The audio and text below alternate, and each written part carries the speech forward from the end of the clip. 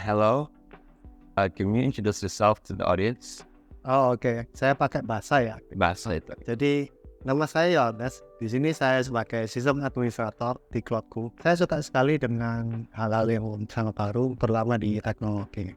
Can you talk about what does a system administrator do? Oke. Jadi kalau keseharian sebagai sistem administrator, kalau di kantor saya sih tiap hari selalu lihat grafik monitoring. Untuk basically sih sebenarnya untuk sistem administrator, dia ini tidak cuma bekerja sebagai IT support, tapi dia membangun sebuah sistem dan memelihara juga server gitu.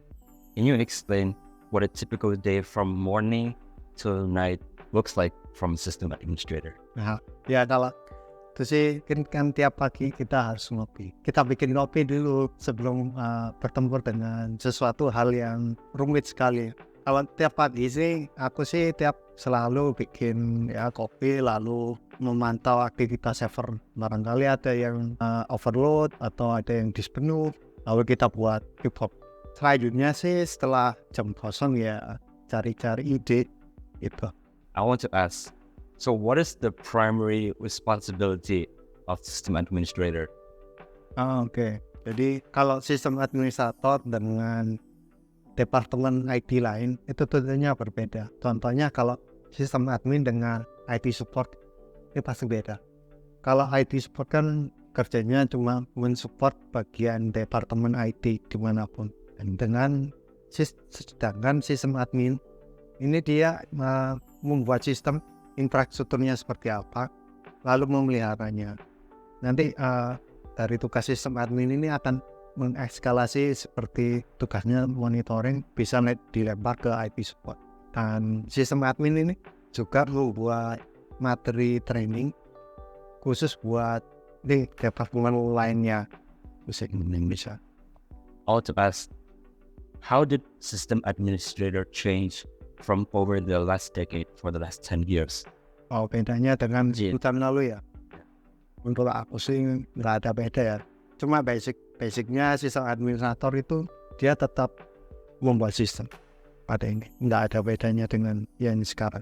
Okay. What are the most misconception people have about the role of system administrator? Kita coba bedah dulu ya kali ya. Yeah. Dari sistem admin dengan role departemen lain. Sebagai contoh, kan ada sistem admin, ada network admin, lalu ada IT admin. Lalu ada lagi itu bagian developer website, ada front end, ada back end. Di masing-masing ini punya perannya sendiri. Pertama dari dua bidang ini kan sama-sama administrator. Kalau yang network administrator ini dia hanya untuk di bidangnya network, jaringan, sedangkan untuk yang sistem dia ini lebih ke global ya, ke sistemnya yang tadi yang dibuat. Oke. Tanpa adanya sistem admin, network ini bisa aja jalan, tapi ada kendala nanti. Okay. So, how do you see cloud computing influencing the role of a system administrator? Jadi mungkin karena kebutuhannya cloud computing untuk role-nya sistem admin, adanya sistem admin ini dia akan membantu perusahaan mana aja yang ingin berkembang ke bidang cloud. Dari sistem admin ini akan memberi saran seperti konsultan, sebaiknya seperti apa infrastrukturnya, network yang dibutuhkan seperti apa, lalu aplikasi apa aja yang mau dijalankan. Seperti yang kebutuhan. Okay. Another one I want to ask, and the last one for the introduction for this topic. If you have a magic wand that can fix one problem every day, what would the problem be? Magic wand. Harry Potter, yes. Nah, mungkin kalau menurut aku ya, dari aku pribadi, Yeah. yang pertama sih kita semua itu harus tahu topologi. Itu harus, karena dari topologi kita sendiri itu bisa memecah masalah itu seperti apa. Ini mulai dari mana? Dari topologi itu kita punya pola pikir yang sedikit berbeda. dengan masalah yang sudah ada. Dan itu pastinya akan membuat solusi yang muncul lebih cepat. Okay. Kalau aku sih biasanya by magic itu ya selalu memetakan masalah itu tadi.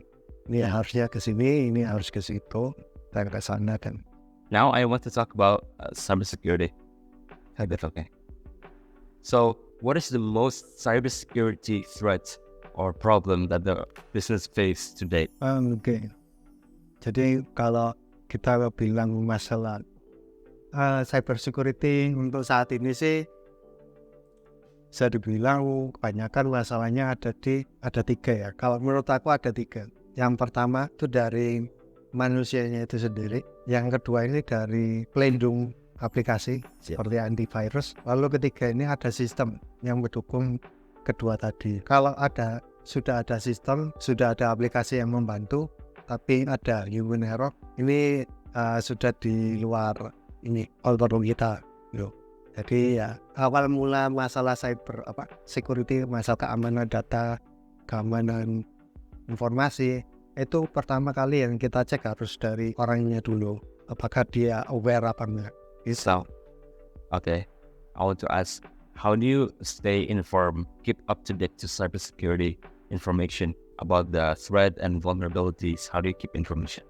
Kalau aku sih sering baca berita aja dulu. Berita online kita cari, kita juga cari salah satu masalah patch GVE yang terbaru seperti apa, kita telusuri, kita coba di sandbox juga. Can you share a story about your experience with cybersecurity threat that you had to manage and to solve the problem? What is the important part of the story?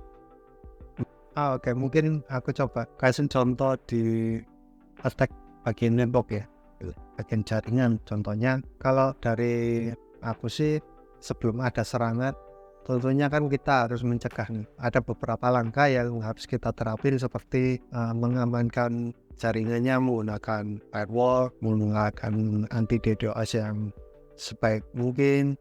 Lalu ada banyak sih ya.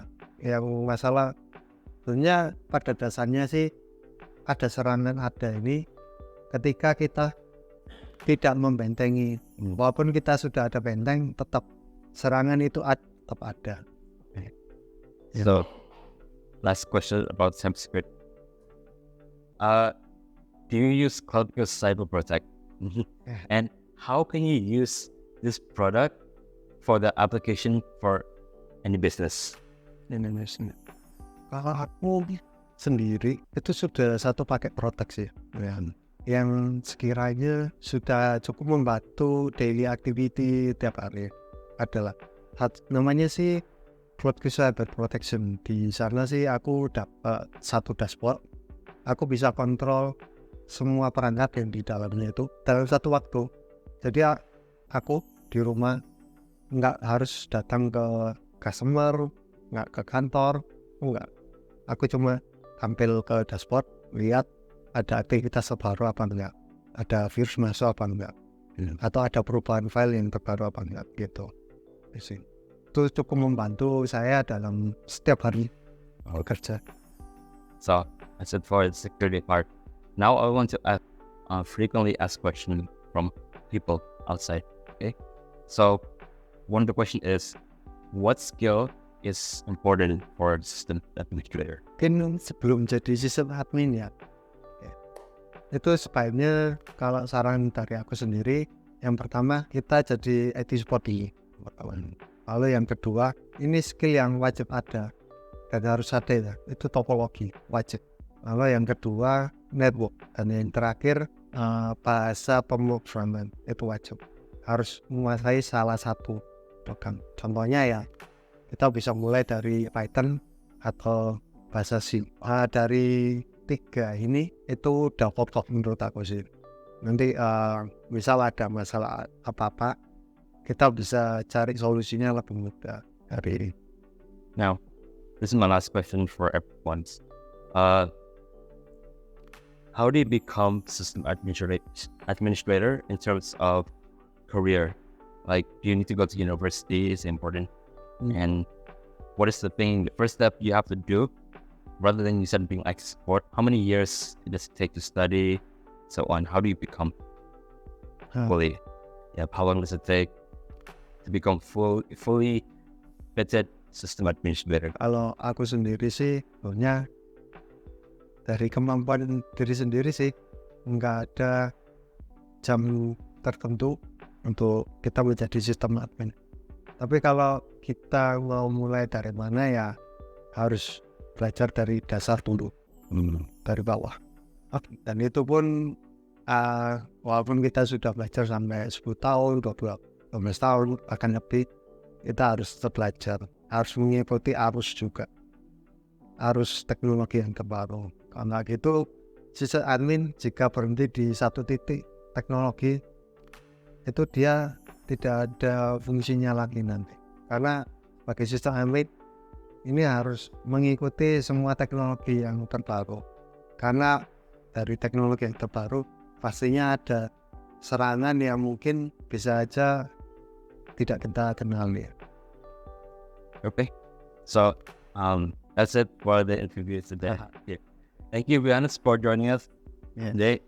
Okay, you want to talk more about system administrator? If you want to learn more, you can contact us in CloudGo. Johannes here, worked here, is a senior at CloudGo, and he wants to learn from you guys. We have free consultation about networking your business and so on. Okay, that's it today. Thank you. Thank you.